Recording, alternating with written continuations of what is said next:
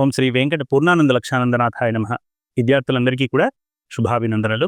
చక్కగా మీ యొక్క సమాధానాలను కామెంట్ రూపంలో తెలియజేస్తూ ప్రోత్సహిస్తున్నటువంటి ప్రతి విద్యార్థికి పేరు పేరున శుభాభినందనలు. ఈ రోజు మనం చెప్పుకోబోయేటటువంటి టాపిక్ ఏంటి అంటే, రాశిజంలోనే చాలా అంశాలు ఉన్నాయి. ఇంకా మనం రాశిజంలో భాగంగా కొన్ని అంశాలని ఇంతకుముందే ప్రస్తావన చేసుకుని ఉన్నాం.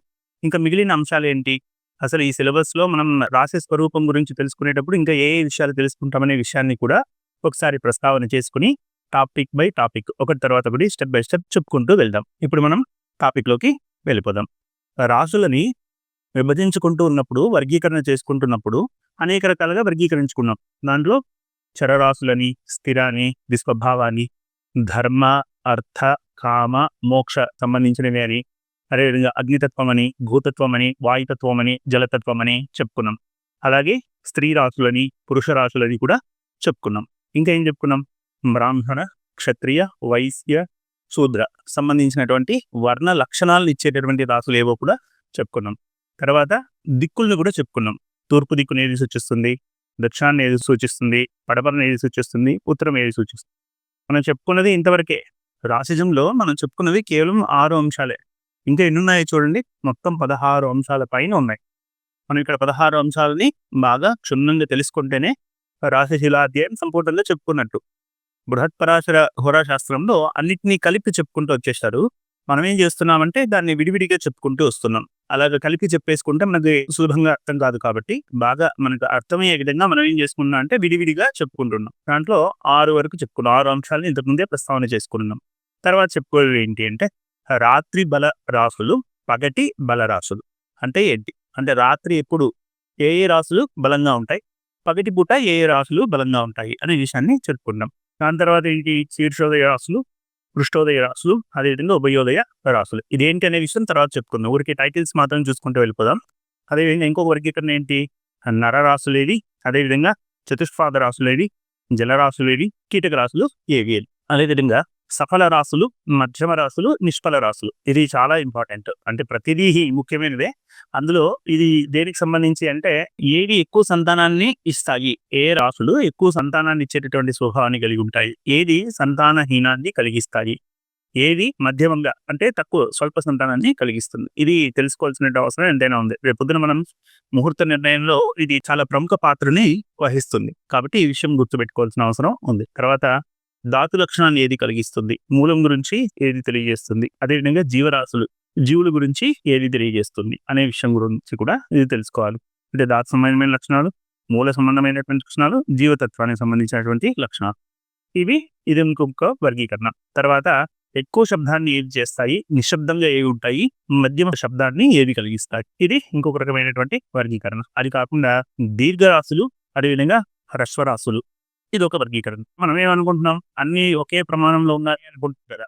అలా ఉండవు. కొన్ని చాలా పొడవుగా ఉంటాయి, కొన్ని చాలా పొట్టిగా ఉంటాయి. ఇది బాగా తెలిస్తే మనకి ఆ లగ్నము, ఆ స్వరూపము చూసిన వెంటనే ఆ వ్యక్తి పొడవుగా ఉన్నాడా, పొట్టిగా ఉన్నాడా, మనిషి యొక్క స్వరూపం ఏంటి, ఈ విషయాలు కూడా తెలిసిపోతాయి. కాబట్టి ఇది కూడా బాగా నేర్చుకోవాల్సినటువంటి అవసరం ఉంది. అంటే మనిషిని చూడకుండా మనిషి జాతకాన్ని చూసే మనం అతని యొక్క దేహం యొక్క స్వరూపం ఏంటో చెప్పడానికి ఇది కూడా ఉపయోగపడుతుంది. ఇంకా వీటి యొక్క ఉపయోగాలు చాలా ఉన్నాయి. తర్వాత మనం పాఠంలో క్షుణ్ణంగా చెప్పుకునేటటువంటి ప్రయత్నం చేద్దాం. తర్వాత చూడండి, సాత్విక లక్షణాన్ని ఏది కలిగిస్తాయి, రాజసిక లక్షణాన్ని ఏవి కలిగిస్తాయి, తామసిక లక్షణాన్ని ఏవి కలిగిస్తాయి. ఆ విధమైనటువంటి తత్వాలకు సంబంధించినటువంటి సాత్విక తత్వమా, లేదా రాజసిక తత్వమా, లేదా తామస తత్వమా, ఈ గుణాలు ఏవైతే ఉన్నాయో సాత్విక గుణమా, లేదా రాజసిక గుణమా, తామసిక గుణమా, వీటికి సంబంధించిన వర్గీకరణ. అదేవిధంగా వైద్య జ్యోతిషంలో ముందంతా కూడా మనకి ఆయుర్వేదమే. అందులో అసలు ఇతని యొక్క దేహం యొక్క స్వరూపము ఏ విధమైనటువంటి రోగాన్ని కలిగించేదానికి అవకాశం ఉంది, ఏ విధమైనటువంటి రోగాలు ఎక్కువగా వచ్చేటటువంటి అవకాశాలు ఉన్నాయి, అసలు ఇది యొక్క దేహం యొక్క స్వరూపం ఏ విధంగా ఉంటుంది అనే విషయం తెలుసుకోవడానికి ఈ వర్గీకరణ ఎక్కువగా ఉపయోగించేవారు. వాత, పిత్త, కఫ వైద్యంలో ఉపయోగించేటటువంటి తత్వాలు ఇవి. అదేవిధంగా అందరాశుల, హదిర రాశుల, పంగు రాశుల. అందరాశులు అంటే కొన్నిటికి మన భాషలో చెప్పుకోవాలంటే గుడ్డి రాశులు, చెవిటి రాశులు, అదేవిధంగా అంగత్వం, ఏదో ఒక అంగహీనం కలిగినటువంటి రాశి.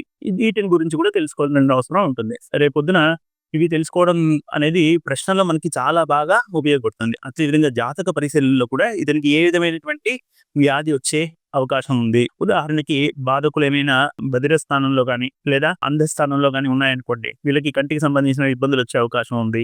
ఇవి తర్వాత విపులంగా చెప్పుకునేటప్పుడు ఇంకా చెప్పుకునేటువంటి ప్రయత్నం చేద్దాం. ఈ రోజు మనం చెప్పుకోబోయేటటువంటి టాపిక్ ఏంటి అంటే, ఇప్పటి వరకు 6 టాపిక్స్ మనం చెప్పేసుకున్నాం కాబట్టి 7వ అంశమైనటువంటి రాత్రి బలరాశులు ఏవి, పగలు బలరాశులు ఏవి, ఇవి మనం ఈరోజు చెప్పుకుంటాం. ఇంతకుముందు పాఠ్యాంశం చెప్పుకునేటప్పుడు మనం చెప్పుకున్నాం రవికి సంబంధించినటువంటి 6 రాశులు ఇక్కడ ఉంటాయని, చంద్రుడికి సంబంధించినటువంటి 6 రాశులు ఇక్కడ ఉంటాయని చెప్పుకున్నాం కదా. దీన్నంతా కూడా చంద్రుడి యొక్క భగ్నార్థం అని, ఇదంతా కూడా రవి యొక్క భగ్నార్థం అని అనుకున్నాం కదా. అలా అనుకున్నప్పుడు ఇది కర్కాటకము, ఇది సింహం. దీనికి అధిపతి ఎవరు? రవి. దీనికి కర్కాటకానికి అధిపతి ఎవరు? చంద్రుడు. ఇది ఇంతకు ముందే మనం చెప్పుకున్నటువంటి పాఠ్యాంశం కదా. దీన్ని బట్టి అసలు ఇది ఎందుకు చెప్పారు, ఖగోళంలో ఈ యొక్క స్వరూపాన్ని, ఈ ఖగోళానికి ఏ విధంగా సమన్వయం చేయాలి అనే విషయాన్ని తర్వాత ఖగోళ సంబంధమైనటువంటి అంశాలు చెప్పుకునేటప్పుడు దాన్ని పూర్తిగా వివరణ చేసుకుందాం. కానీ ఇప్పుడు ప్రస్తుతానికి ఎలా గుర్తుపెట్టుకోవాలి, అసలు ఈ రాశులు ఏది, పగటిపూట బలంగా ఉన్నటువంటి రాశులు ఏది, అదేవిధంగా రాత్రిపూట బలంగా ఉండేటటువంటి రాశులు ఏవి అనే విషయాన్ని ఇప్పుడు తెలుసుకుందాం.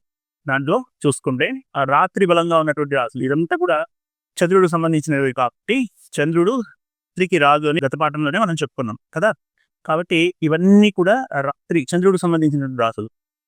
ఇందులో ఈయన ఏం చేశారంటే, ఈయన వద్ద ఉన్నటువంటి 2 రాశులని, చివరగా ఉన్నటువంటి 2 రాశుల్ని రవికి ఇచ్చేశాడు. ఇది రవికి సంబంధించినటువంటి 6 రాశులు కదా. అందులో ఈయన ఏం చేశారంటే చివరగా ఉన్నటువంటి 2 రాశులని చంద్రుడికి ఇచ్చేశాడు.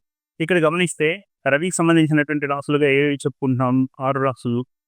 ఆయన ఆధిపత్యం ఉండేటటువంటి 6 రాశులు ఆయన కంట్రోల్లో ఉన్నాయి కదా. అంటే మిగిలిన గ్రహాలు తపస్సు చేసి వీరి దగ్గర నుంచి తీసుకోవడానికి ముందు ఇవన్నీ కూడా రవి యొక్క కంట్రోల్లోనే ఉన్నాయి కదా. సూర్యనారాయణ స్వామి వారి యొక్క కంట్రోల్లోనే ఉన్నాయి. కాబట్టి ఇవన్నీ కూడా పగలు బలంగా ఉండేటటువంటి రాశు. ఇక్కడ 1 అని రాశాం కదా, పగలు బలంగా ఉండేటువంటి రాశు. ఇవి సింహం, కన్య, తుల, వృశ్చికం. ఈ 4. మిగిలిన ఈయన దగ్గర ఉన్నటువంటి 2 రాశులు ఈయన ఏం చేశారు? రాత్రికి ఇచ్చేశారు. ఇవి 2 కూడా రాత్రి బలంగా ఉండేటటువంటి రాశులు. అలాగే ఈయన ఏం చేశారో చూద్దాం. చంద్రుడు కదా, ఇవి రాత్రి బలంగా ఉన్నటువంటి రాశులు. ఏవేవి? మేషం, వృషభం, మిథునం, కర్కాటకం. ఇవి రాత్రి బలంగా ఉండేటటువంటి రాశులు. ఈ రాశులకి రాత్రి పూట బలం ఎక్కువగా ఉంటుంది. మిగిలినటువంటి ఈయనకి దూరంగా ఉన్నటువంటి 2 రాశులు ఉన్నాయి కదా, ఏది? కుంభము మరియు మీనం. వీటిని ఏం చేశారంటే రవికి ఇచ్చేశారు ఈయన. కాబట్టి ఇదేమయ్యాయి? పగలు బలంగా ఉండేటటువంటి రాశులు. ఖగోళంలో ఈ యొక్క దీంట్లో ఉన్నటువంటి రహస్యం ఏంటి అనేది తర్వాత చెప్పుకుందాం. ప్రస్తుతానికి ప్రాథమికంగా మనం గుర్తుపెట్టుకోవాల్సిన విషయం ఏంటి అంటే, రాత్రిపూట బలంగా ఉండేటువంటి రాశులు ఏవి అంటే మీకు వెంటనే ఏం గుర్తు రావాలి? ఇక్కడ నుంచి గుర్తు రావాలి. ఏది? మేషం, వృషభం, మిథునం, కర్కాటకం మరియు ధనస్సు, మకరం. ఇవి రాత్రిపూట బలం కలిగినటువంటి రాశులు. ఇక పగటిపూట బలం కలిగినటువంటి రాశులు ఏవి అన్న వెంటనే మీకు గుర్తు రావాల్సింది ఏవి అంటే సింహం, కన్య, తుల, వృశ్చికం. తర్వాత కుంభం, మీనం.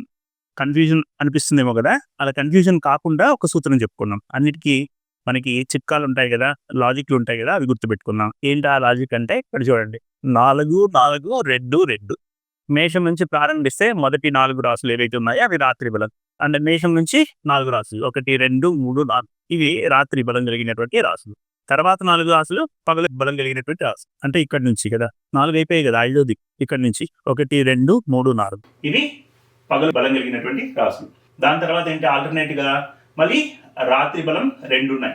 ఏవి? ఇవి 2 ధనస్సు మరియు మకరం. చూశారు కదా, ఇవి రాత్రి బలం కలిగినటువంటి రాశులు. ఇక ఆల్టర్నేట్ గా నెక్స్ట్ 2 రాశులు ఏమవుతాయి? పగలు బలం కలిగినటువంటి రాశులు. అర్థమైంది కదా. రపా రపా గుర్తు పెట్టుకున్నారనుకోండి. ఆ రపా రప కాదు, ఇది రా ప అంటే రాత్రి పగలు అని ఇలా గుర్తు పెట్టుకున్నారనుకోండి. 4, 4, 2, 2 గుర్తు పెట్టుకుంటే మీకు రాత్రి బలం కలిగినటువంటి రాశులు ఏది, అదేవిధంగా పగలు బలం కలిగినటువంటి రాశులు ఏది అనే విషయం బాగా గుర్తుండిపోతుంది. ఇక గుర్తు పెట్టుకున్నాను సరే, దీన్ని ఎక్కడ వాడాలి? ప్రతి చోట మనకు వచ్చే సమస్య ఏంటంటే విషయం ఏంటో తెలిసి ఉంటుంది, దాన్ని ఎలా వాడాలో తెలియదు. ఇంకా మనకు అర్థమయ్యేటటువంటి భాషలో చెప్పుకోవాలంటే మన దగ్గర స్లేట్ ఉంది, అదేవిధంగా బల్పం ఉంది. స్లేట్ మీద బల్పాన్ని ఎలా వాడాలో తెలియదు. కావాల్సినటువంటి పదార్థాలన్నీ మన దగ్గర ఉన్నాయి, వంట ఎలా చేయాలో తెలియదు. ఏంటి ఉపయోగం కదా. ఇది ఎక్కడెక్కడ ఉపయోగించుకోవాలి, దీని యొక్క అప్లికేషన్ ఎక్కడెక్కడ ఉంటుంది అనే విషయం కూడా తెలియాలి కదా. అలా తెలుసుకోవాలి అని అనుకున్నప్పుడు ఇక్కడ 3 విషయాలు మనకు తెలుస్తాయి. ఈ రాత్రి బలరాశులు పగటి బల రాశులు వీటికి సంబంధించినటువంటి పాఠ్యాంశం మనకి ఎక్కడెక్కడ ఉపయోగపడుతుంది అంటే, ఒకటి ప్రశ్న శాస్త్రంలో ఉపయోగపడుతుంది, ప్రశ్నకు సంబంధించిన విషయాల్లో ఉపయోగపడుతుంది. రెండోది ముహూర్త భాగంలో కూడా ఉపయోగపడుతుంది. మూడవది జాతక భాగంలో కూడా ఉపయోగపడుతుంది. ఎలా ఉపయోగపడుతుంది చూద్దాం. ఇక్కడ ప్రశ్నకు సంబంధించిన విషయం తీసుకుందాం. ఒకరు వచ్చి ఇప్పుడు మనల్ని ఒక ప్రశ్న అడిగారు అనుకోండి, నేను ఒక పని గురించి వెళ్తున్నానండి, ఆ పని త్వరగా అవుతుందా అవదా అని చెప్పి అడిగారు అనుకోండి. అలా అడిగినప్పుడు ఆ పని అవుతుందా లేదా తక్షణమే చెప్పగలగాలి అంటే, అప్పుడు మనకి ఆ తత్కాలంలో ఏదైతే లగ్నం జరుగుతోందో ఆ లగ్నం ఏ రాశికి చెందింది అనే విషయం తెలుసుకోగలిగితే, అది పగటి బల రాశులు అనుకోండి. ఉదాహరణకి ఉదయం ఒక 11:30 ఒక వ్యక్తి వచ్చి, ఏమండి నేను ఒక ముఖ్యమైన పనికి వెళ్తున్నానండి, ఆ పని అవుతుందా అవదా అని అడిగారు అనుకోండి. అప్పుడు ఆ సమయానికి ఉన్నటువంటి లగ్నాన్ని మనం చూసినట్టయితే, అది ఒకవేళ పగటి బల రాశి అయిందనుకోండి, అంటే ఉదాహరణకి సింహరాశి అయిందనుకోండి, ఆయన అడిగినటువంటి ప్రశ్న త్వరగా అయిపోతుంది. కాబట్టి పగటి బలంగా ఉన్నటువంటి రాశికి చెందినటువంటి లగ్నంలోనే ఆయన ప్రశ్న వేశారు, కాబట్టి త్వరగా జరిగింది. ఇది కూడా బేసిక్ నండోయ్. తర్వాత ప్రశ్నకు సంబంధించిన విషయాలు తర్వాత ఇంకా క్షుణ్ణంగా తెలుసుకునేటువంటి ప్రయత్నం చేద్దాం. బేసిక్ గా అయితే ఏంటి అంటే, వెంటనే పని జరుగుతుందా లేదా చెప్పేయచ్చు. అలా కాకుండా ధనస్సు వచ్చిందనుకోండి, ధనస్సు రాత్రి బలం కలిగింది కదా, కాబట్టి ఆయన పని త్వరగా అయ్యేటటువంటి అవకాశం లేదు, కాస్త ఆలస్యం కావచ్చు. ఇలాగా సందర్భాన్ని బట్టి తర్వాత అప్పుడు ఉన్నటువంటి గ్రహస్థితులను బట్టి చెప్పాల్సినటువంటి అవసరం ఉంటుంది. ఇంకో ప్రశ్న అడుగుతూ ఉంటారు, చోర సంబంధమైనటువంటి ప్రశ్న. ఎవరైనా ఒక వస్తువు తీసుకెళ్లిపోయారు, ఆ వస్తువు అండి కనిపించకుండా పోయిందండి, అసలు అది ఎక్కడ ఉంది అని అడిగారు అనుకోండి. ఆ రాత్రి పూట అడిగారా పగలు పూట అడిగారు? పగలు అడిగారు అనుకోండి, పగలు ఒకవేళ మనకి ఇందాక అనుకున్నట్టుగా 11 గంటలకో 12 గంటలకో 10 గంటలకో ఈ ప్రశ్న అడిగారు అనుకోండి, అప్పుడు పెట్టినటువంటి వస్తువు యొక్క స్థానం ఏదో గుర్తించడానికి ఇది ఉపయోగపడుతుంది. పగటి బలరాశి అయిందనుకోండి, ఆ సమయంలో వాళ్ళు ప్రశ్న అడిగే సమయానికి లగ్నం పగలు బలంగా ఉన్నటువంటి లగ్నం అయిందనుకోండి, అప్పుడు బహిరంగ ప్రదేశాల్లో కాంతి పడేటటువంటి ప్రదేశాల్లో ఆ వస్తువు ఉంది అని చెప్పొచ్చు. లేదనుకోండి, రాత్రి బలం కలిగినటువంటి లగ్నం ఏదైనా వచ్చిందనుకోండి, అంటే వాళ్ళు ఆ సమయం అడిగే సమయానికి ఉన్నటువంటి లగ్నము ఏదైనా ఈ రాశి అయిందనుకోండి, కర్కాటక రాశో లేకపోతే మిథున రాశో అయిందనుకోండి, అప్పుడు చీకటి ప్రదేశాల్లో, అంటే రహస్య ప్రదేశాలు ఎక్కడ చీకటి ప్రదేశాల్లో ఉంది అనే విషయం మనము తెలుసుకోవచ్చు.